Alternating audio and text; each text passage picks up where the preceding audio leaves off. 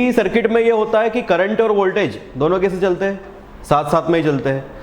लेकिन अगर हम एसी सर्किट की बात करें तो उसमें अलग अलग कंपोनेंट्स के हिसाब से इनमें वेरिएशन होता है।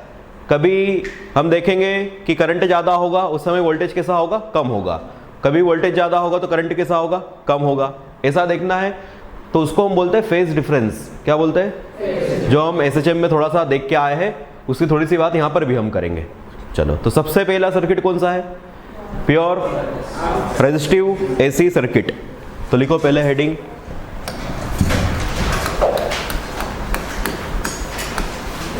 Pure resistive AC circuit.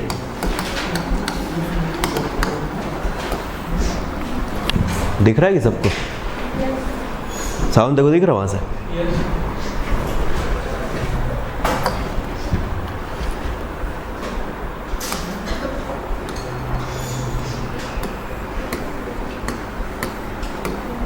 चलो, ये हो गया रेजिस्टेंस, ये हो गया आपका एसी सोर्स। क्या आपको एसी वोल्टेज की इक्वेशन मालूम है? पता है ना, कल ही तो लिखी थी अपन ने। तो जो वोल्टेज हमारे पास वो है V equal to V naught sine omega T. हमको निकालना है इसमें करंट कितना फ्लो हो रहा है। क्या निकालना है? करंट कितना फ्लो हो रहा है।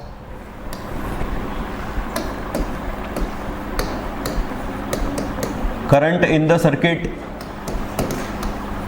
क्या ओम्स लॉ सभी को मालूम है? क्या है Ohm's law? V equal to I R, या ऐसा बोल सकते हैं कि I equal to V by R. चलो, V की इक्वेशन मालूम है आपको? क्या है वो? V की जगह हम लिखेंगे V naught sine omega T by R. तो यहां पर एक टर्म आ रहा है क्या? V naught by R sine omega T. ये जो लिखा हुआ V नॉट बाई आर, इसको हम एक नया नाम देते हैं, इसको हम बोलते हैं आई नॉट। क्या बोल देते हैं इसको?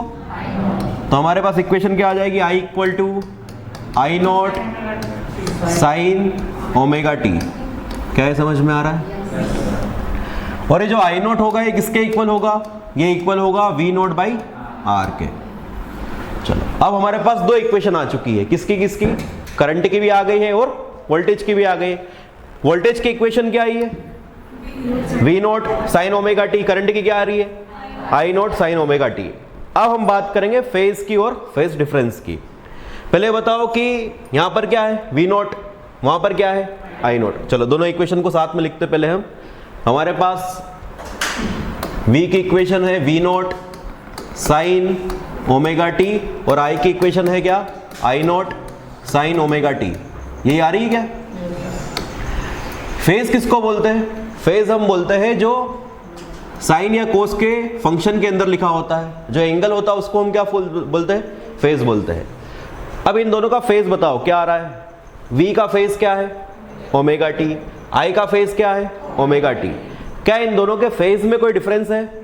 इन दोनों के फेज में कोई भी डिफरेंस नहीं है। अगर आपको निकालना भी हो तो हम ऐसा लिख सकते हैं फेज डिफरेंस। वैसे तो हमको मालूम है इसका कितना ओमेगा टी, इसका भी कितना है ओमेगा टी। फेज डिफरेंस मतलब कि फाई इक्वल टू हम लिखेंगे इसका कितना आ रहा है? Omega T. अगले वाले का भी कितना है? Omega T. और ये कैंसिल आउट हो गया, कितना हो गया? 0। क्या ये बात समझ में आती है सबको? तो करंट और वोल्टेज के बीच में फेज डिफरेंस कितना है? 0। कौन से केस में? प्योर रेजिस्टिव सर्किट के केस में। इतनी बात समझ में आई? चलो, अब दो इक्वेशन है आपके पास, तो क्या t के साथ में v का ग्राफ और t के साथ में i का ग्राफ बना पाओगे?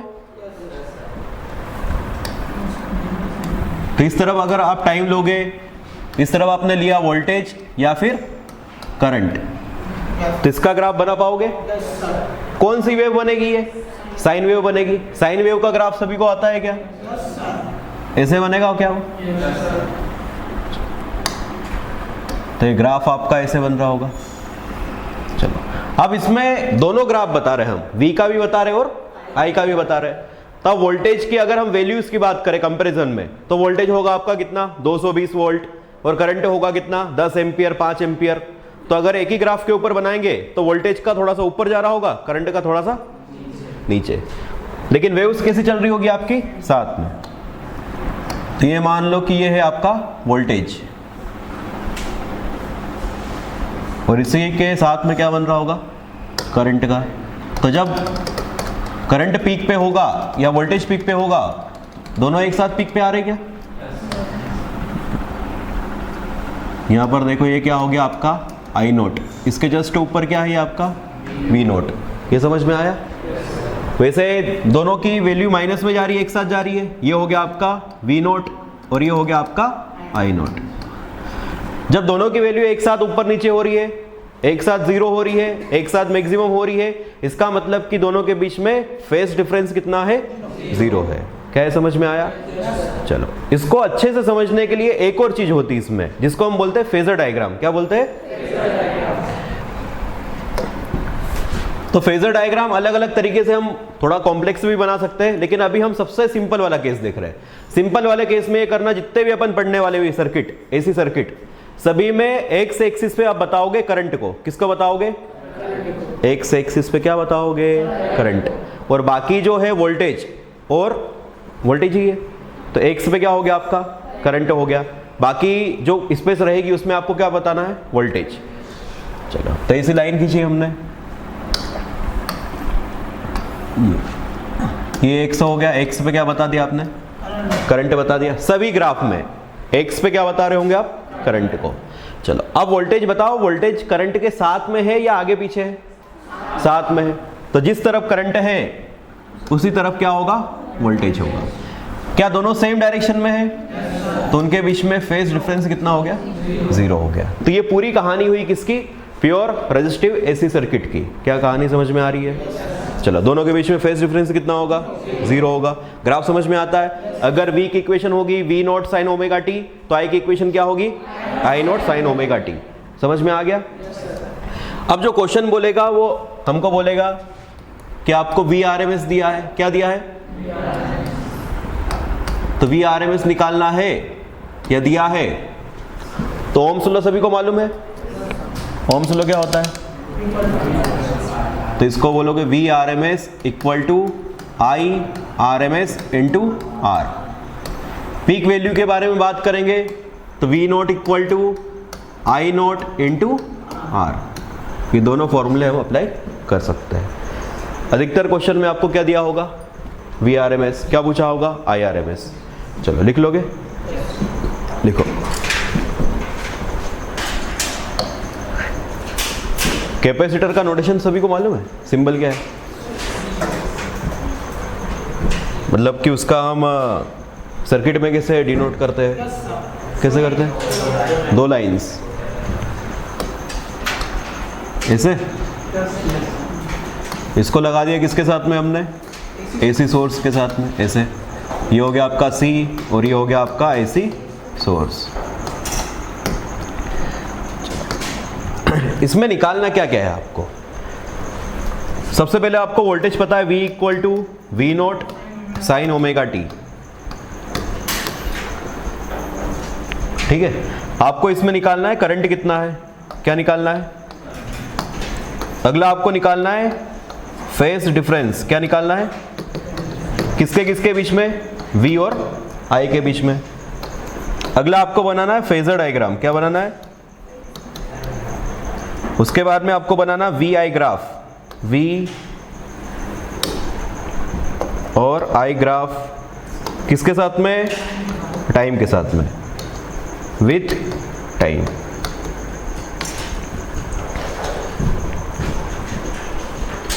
और एक और चीज है जिसको हम बोलते हैं कैपेसिटिव रिएक्टेंस। क्या बोलते हैं?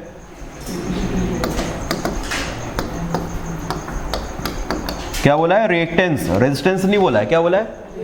नाम सुना है? कितने लोगों ने नाम सुना है? ड्रॉपर्स ने नाम सुना ही होगा। चलो, जैसे अगर कोई वायर करंट के रास्ते में रुकावट देगा तो उसको हम क्या बोलते हैं? रेजिस्टेंस बोलते हैं। अभी हमने सर्किट के अंदर क्या लगा के रखा है? कैपेसिटर। ये भी करंट के रास्ते में रुकावट देगा, ब्लॉकेज करेगा, उसको हम क्या बोलते हैं? रिएक्टेंस। आप देखो, सिंगल R होगा तो उसको क्या बोलोगे आप? रेजिस्टेंस बोलोगे। सिंगल C होगा तो उसको बोलोगे कैपेसिटिव रिएक्टेंस। क्या बोलोगे? चलो, अगर सिंगल एल होगा तो उसको बोलोगे इंडक्टिव रिएक्टेंस। क्या बोलोगे? ये 3 हो गए। क्या क्या हो गया? आर, एक बार सी आ गया, एक बार क्या आ गया? एल आ गया। अगर इनके कॉम्बिनेशन आते हैं, जैसे कि आर के साथ में क्या आ गया? सी, तो आर सी, आर भी रुकावट देगा और सी भी रुकावट देगा। इसके कॉम्बिनेशन को हम बोलेंगे इंपिडेंस। क्या बोलेंगे?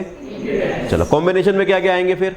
आर सी, आर के साथ में एल, आर एल हो गया, उसके बाद में एल सी हो गया, और लास्ट में क्या आ गया? एल सी आर, तीनों का कॉम्बिनेशन। इनकी जो रुकावट होगी उसको हम क्या बोलेंगे? इंपिडेंस।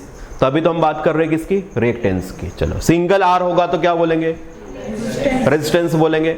सिंगल एल होगा तो क्या बोलेंगे? Inductive reactance. सिंगल सी होगा तो क्या बोलेंगे? अब इनके कॉम्बिनेशन आर सी या फिर आर एल या फिर एल सी या फिर एल सी आर, इनका जो कॉम्बिनेशन होगा जो करंट के रास्ते में रुकावट देगा उसका नाम क्या होता है? इंपिडेंस। क्या बात समझ में आ रही है? चलो अभी हम बात कर रहे हैं सी की बात कर रहे थे, इसको हम बोलेंगे कैपेसिटिव रिएक्टेंस। इसका नोटेशन होता है XC। क्या होता है? चलो ओम्स लॉ में आपने एक फॉर्मूला पढ़ा है, क्या है? V/I इक्वल टू क्या होता है? R। ये कब होता है? जब रेजिस्टेंस लगाएंगे। यहां पर भी हम रेशियो निकालेंगे किसका? V/I का। उसको हम बोलेंगे इस बार क्या? XC। क्या बात समझ में आती है? और XC का मतलब क्या होता है? Capacitive reactance. नाम चेंज है, काम वही है, कैपेसिटिव रिएक्टेंस। चलो ये बताओ कि V/I के रेशियो को आपने R बोला।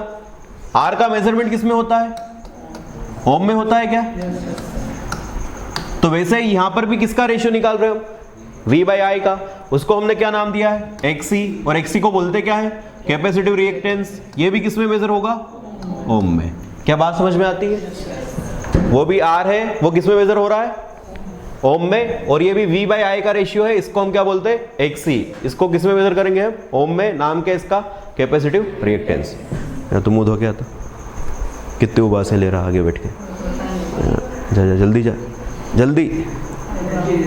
नहीं दे तो फिर क्या होगा?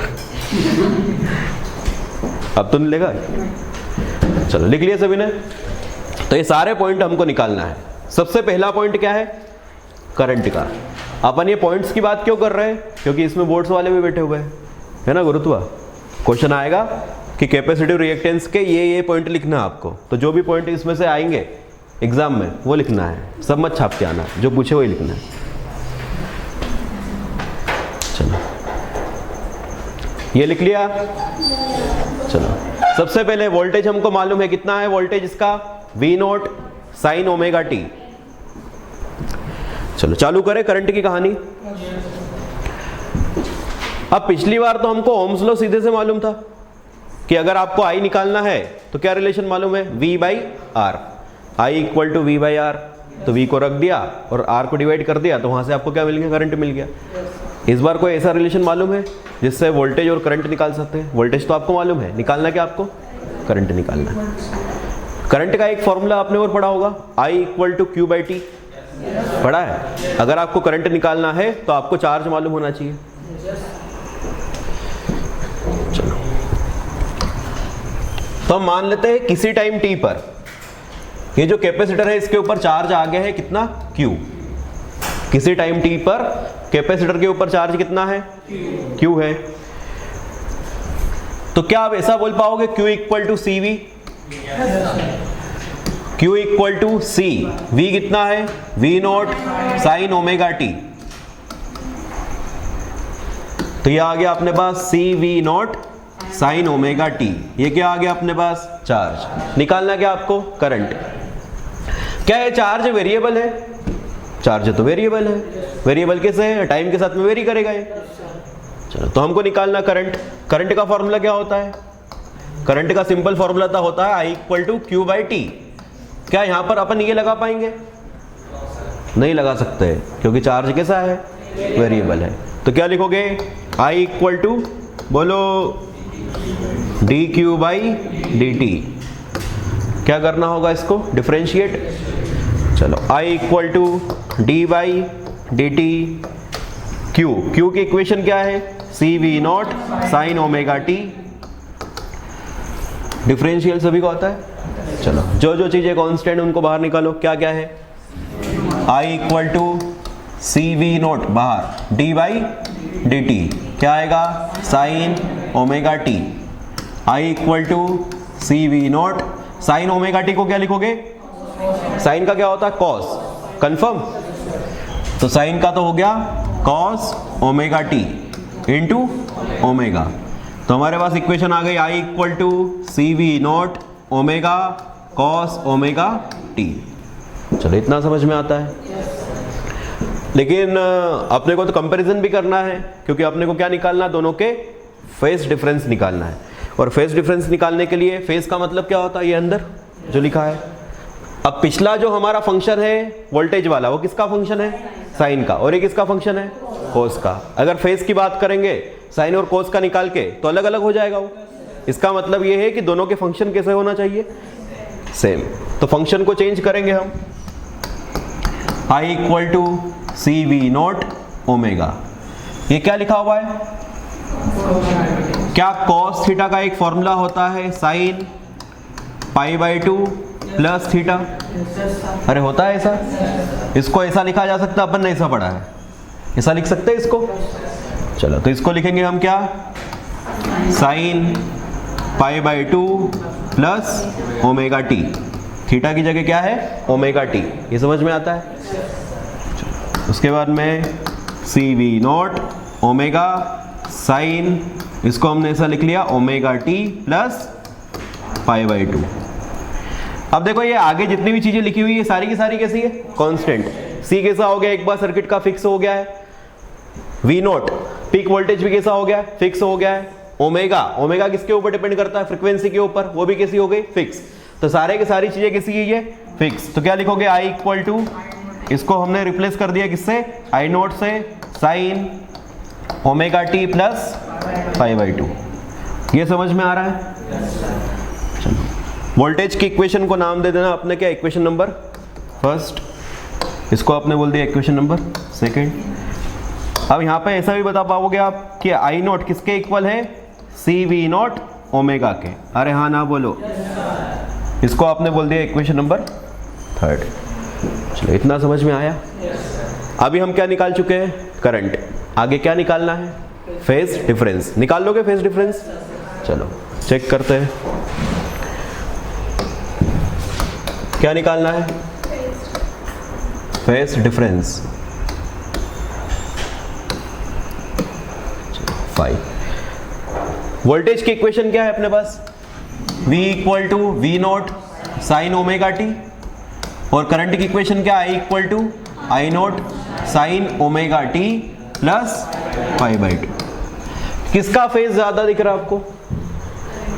किसका दिख रहा है? करंट का। किसका कम दिख रहा है? वोल्टेज का। तो बड़े वाले फेज में से छोटे वाले को माइनस कर देते। क्या लिखोगे? Omega T plus pi by two minus omega T. ये इससे cancel. Phi equal to pi by two. ये आया?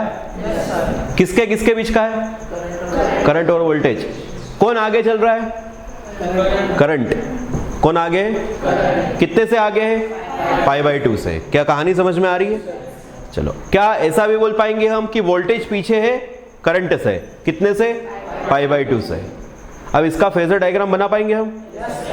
फेजर डायग्राम बनाने के लिए आपको एक्स पर क्या बनाना है? करंट को। चलो करंट हो गया ये। अब बताओ वोल्टेज करंट से आगे है कि पीछे है? वोल्टेज करंट से पीछे है। कितने से पीछे है? ये हो गया करंट। अगर वोल्टेज आगे होता तो कहां बनाएंगे? ऊपर। पीछे है तो कहां बनाओगे? नीचे। तो कहां पर बनेगा? नीचे। इसको आप बोल पाओगे V। और दोनों के बीच में एंगल कितने का है? पाई बाई टू का। मतलब कि फेज डिफरेंस कितना है? पाई बाई टू। आगे कहानी समझ में। अब सबसे मेन काम है V और I का ग्राफ बनाना है। पिछली बार तो बहुत ईजी था। क्यों? क्योंकि दोनों की वैल्यू एक साथ ऊपर नीचे हो रही थी। इस बार दोनों में क्या है? Phase difference. चलो अभी तक की कहानी लिख लो पहले। ये हो गया?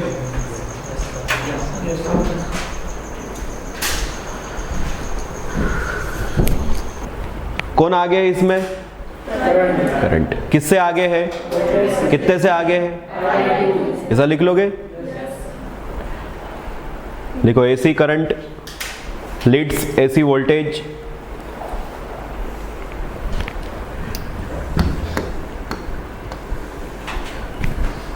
AC current leads AC voltage with phase difference pi by 2।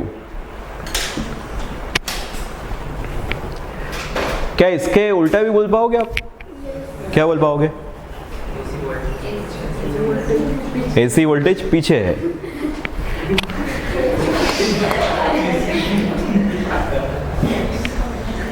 देखो AC voltage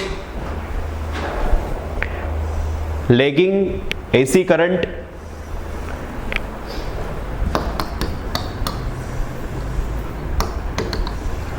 lagging AC current with phase difference pi by 2।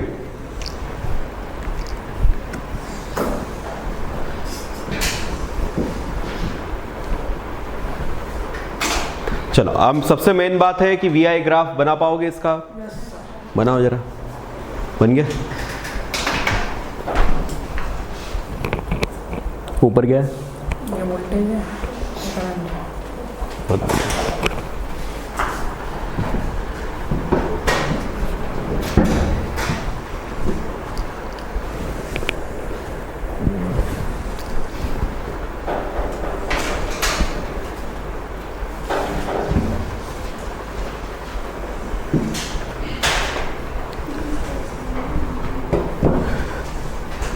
चलो टाइम जीरो रखो। वोल्टेज की इक्वेशन क्या है? V naught sine omega T. उसमें टाइम को जीरो पुट करो।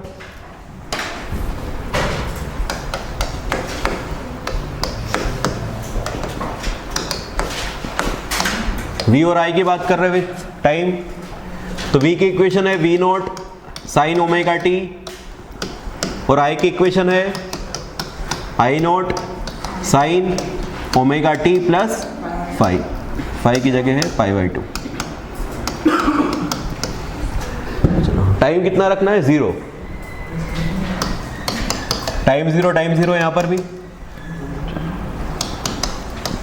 V कितना आ रहा होगा यहां पर? लिखोगे आप साइन ओमेगा इंटू जीरो। कितना हो गया साइन जीरो? साइन जीरो कितना होता है? जीरो। तो V कितना मिल रहा होगा आपको? जीरो। चलो I की इक्वेशन में जीरो रखो, तो ये तो हो गया जीरो। क्या आया? पाई बाई 2, मतलब साइन 90। साइन 90 कितना होता है? 1। तो क्या वैल्यू मिल रही होगी आपको? I not. मतलब कि टाइम जीरो पर V कितना होगा? जीरो। और करंट कैसा होगा? मैक्सिमम। प्लस में या माइनस में? प्लस में।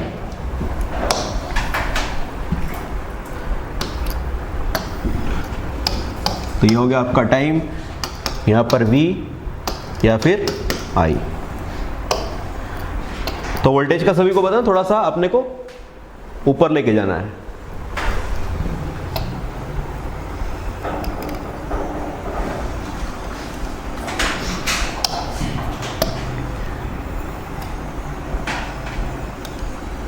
चलो किसका है ये? वोल्टेज का।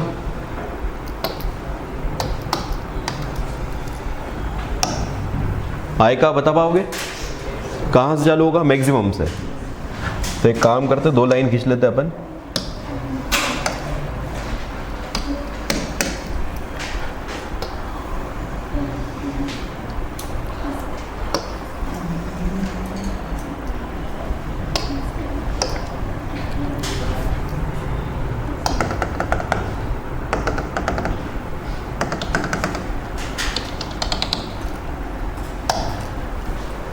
या ऐसा बोल लो कि इसके साथ में ही हमको किसका ग्राफ बनाना है? कॉस का। क्योंकि ग्राफ किसका आया था? वो इक्वेशन तो कॉस की थी। ये इक्वेशन है किसकी है? कॉस की।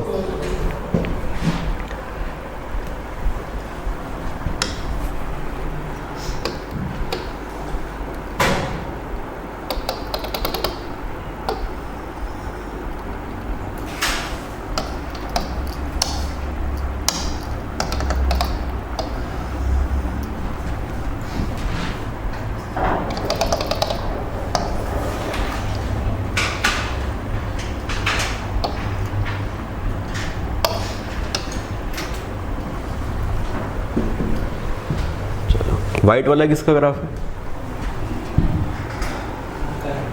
दोनों का पीक अलग अलग दिख रहा है कि सभी को? ये किसका है? ये जो ऊपर है ये, अरे बोल दो, वी का, वोल्टेज का।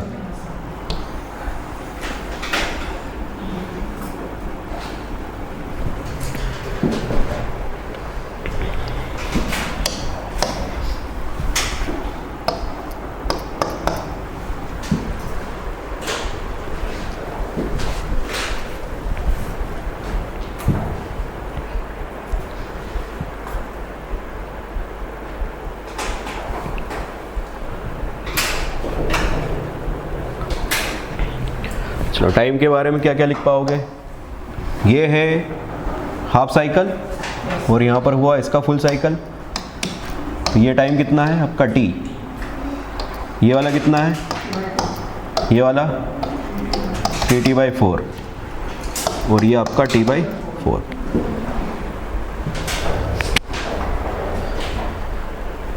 चलिए हो गया।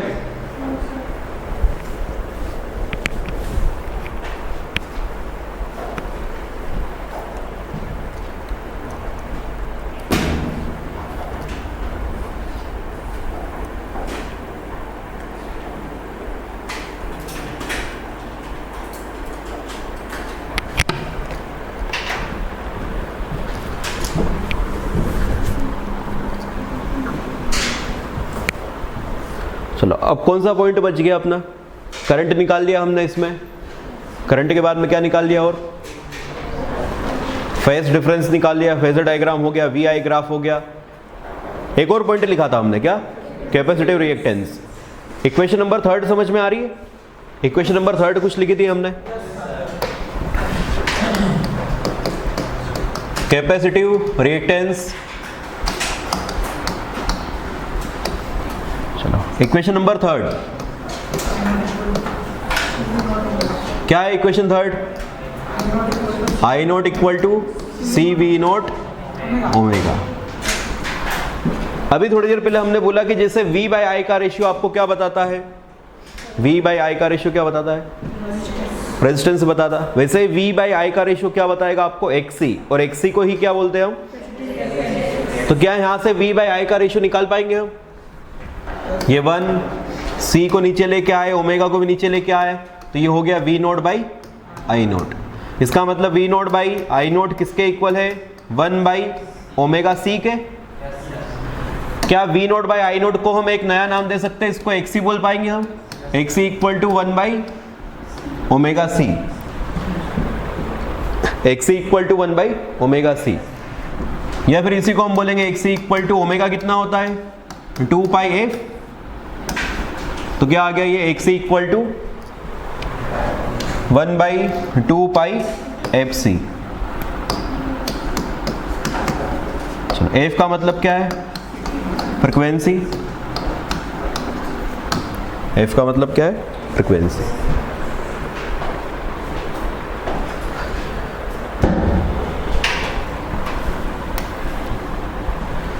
चलो अगर हम डीसी करंट की बात करें, किसकी बात करें? DC current. डीसी करंट की फ्रीक्वेंसी कितनी होती है? फॉर डीसी करंट फ्रीक्वेंसी उसकी होगी कितनी? 0। चलो 0 लिखो इसमें जरा, क्या आ रहा है यहाँ पर? XC equal to 1 by 2 pi F की जगह 0 C। ये क्या हो गया? 1 बाई 0, और 1 बाई 0 कितना होगा? इनफाइनाइट। इनफाइनाइट का मतलब क्या है? हाँ, करंट पास होने देगा, नहीं होने देगा? नहीं होने देगा। XC का मतलब ऐसे तो रुकावट ही है। अगर हमने C लगाया और C के बीच में क्या लगा दिया? C मतलब C कैपेसिटर को हमने कनेक्ट कर दिया किसके साथ में? DC सोर्स के साथ में। कौन सा करंट दिया उसको? DC। उसकी फ्रीक्वेंसी कितनी होगी? 0 होगी। अगर फ्रीक्वेंसी 0 है तो कैपेसिटिव रिएक्टेंस कितना आ रहा है? इनफाइनाइट। मतलब रुकावट कितनी आ रही है? इनफाइनाइट। इसका मतलब करंट का फ्लो होगा ही नहीं, क्योंकि वो एक बार चार्ज हो जाएगा, उसके बाद में करंट का फ्लो उसमें नहीं होगा। तो अगर आपने C लगा दिया कौन से सर्किट में? DC सर्किट में, तो करंट का फ्लो रुक जाएगा।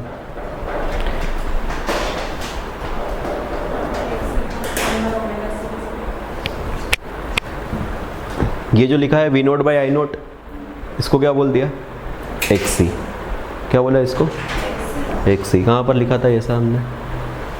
ये रहा वी बाई आई, इसको क्या बोला हमने? एक्स सी। चलो आ रही बात समझ में?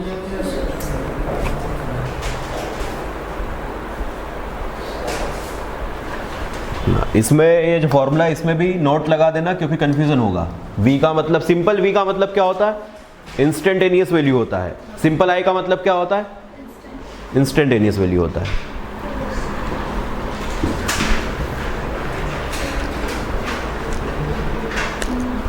चलो यहां तक समझ में आया? अब ये जो फॉर्मूला है अपने पास, हो गया यहां तक सभी का? ये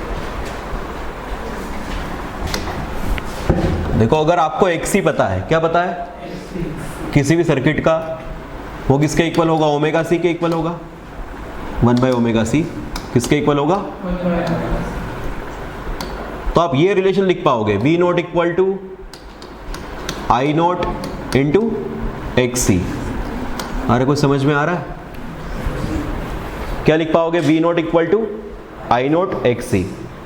या फिर इसको ऐसा लिख पाओगे, V R M S equal to I R M S into X C, ऐसा भी लिख पाओगे। अगर सिंपल v की बात करें, ये सिंपल v का मतलब क्या होता है?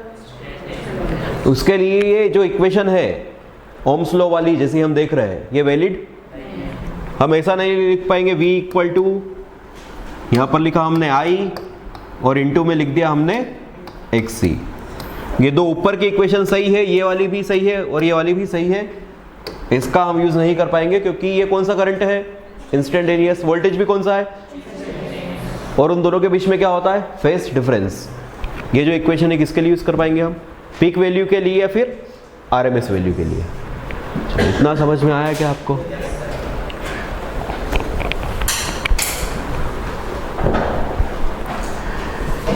चलो, अगर ऐसा आता है कि प्योर कैपेसिटिव सर्किट में कौन आगे है?